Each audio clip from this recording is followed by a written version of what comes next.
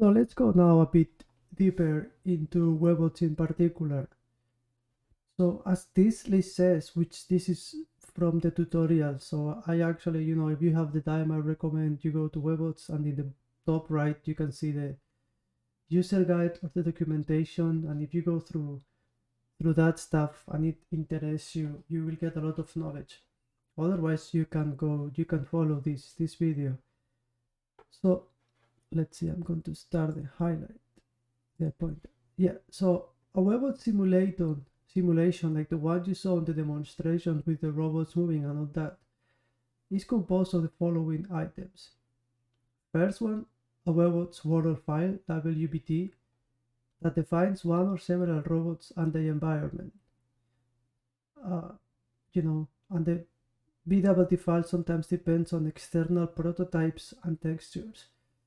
I don't know if you remember, like when I was asking you to test if the installation was good, I asked you to go to like projects, languages, Python, wall, and then you had to open one file. Well, that file that you opened was actually a world WBT file. And something that is very important when you define a world in Webots and in any simulator is that there are two kinds of objects. One type of objects are the robots that can be there like one or many, and the other type of objects are, the environment, like the ground, the ceiling, the walls, the obstacles. Sometimes the obstacles can also move because, when, a robot, it's, a tool that manipulates the environment. It moves objects, it packages entities, it, drills holes. So it's critically important that you need to define both of them, both define like the different robots and the environments where the robots are going to be. The second item, which is important, is one or several controller programs for the above robots, which you can write in C, C++, Java, Python, MATLAB. Later on, we will focus on Python. So basically the idea is that you have this environment when you're adding like houses, boxes, and things like that, and you're also adding a robot. So the controller program is how you are going to define the robot functionality. So for example, if your robot is going to be like a drone, you are going to define its functionality, like flying and getting input from the user to move left and right and all of that. So points 1 and point 2 are critically important, and is where you are going to work more, like defining the environment, adding the robots and the obstacles, and then defining the robot functionality. Point 3 is also very important, but it's something that we are not going to work with, because we are going to use the default implementation. And it says, number 3, an optional physics plugin that can be used to modify regular physics behavior. And obviously, like, the point of a robot simulator is that it behaves as similar as possible to reality, like physics, objects dropping with gravity, bouncing around, things like that. So Webots is actually one of the ones that, is more accurate. But this is not something we are going to work with, but it's something that it's important to have in mind. Imagine, for example, that you had to design a robot which is going to work in Mars, in the planet Mars. So the conditions there are going to be different, gravity is going to be different, and all these things, and you need to adapt your physics for that. But in our case, we are going to focus on the standard physics package that comes with Webots. So just now going into more of detail, something that we discussed before, like number 1. So here it says that a world in Webots is a 3D representation of the properties of robots and their environment. It contains a description of every object, its position, orientation, geometry, appearance, physical properties, type of object, and so on. So this is quite important because a world not only defines the objects, like the different obstacles, a house and a robot, but it also describes, exactly how they are going to be, where is the robot going to be, what is the robot going to be looking for, and what are its physical properties, like what's the weight of the robot, for example.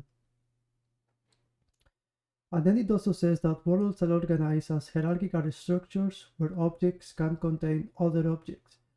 For example, a robot can contain two wheels, a distance sensor, and a joint which itself contains a camera.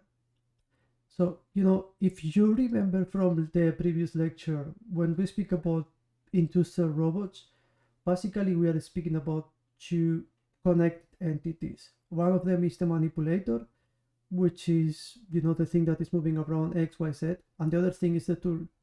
And the tool is going to actuate with the environment. So here you can see, for example, how, you are going to organize your robot in a hierarchical way, where for example, you are going to add a robot arm, and then as a son or daughter to this robot arm, you are going to add a gripper so that the gripper is going to move with the robot. And obviously, if you add a camera, for example, it's also going to be there.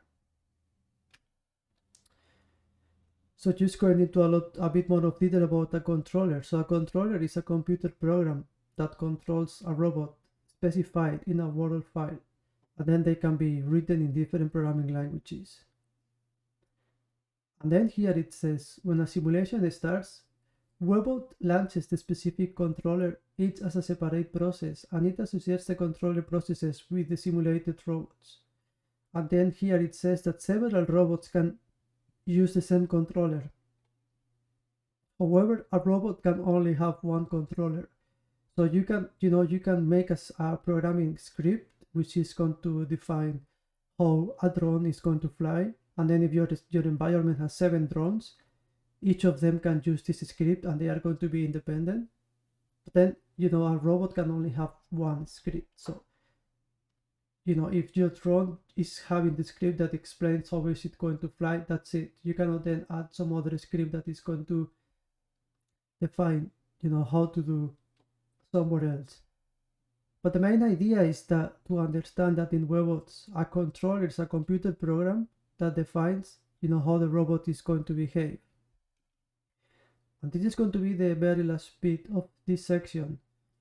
And this is that, in Webots and in many other robot simulators, there is a particular kind of controller which is called like the supervisor controller, which, it's as I will show later, is when within the robot you set the supervisor field to true.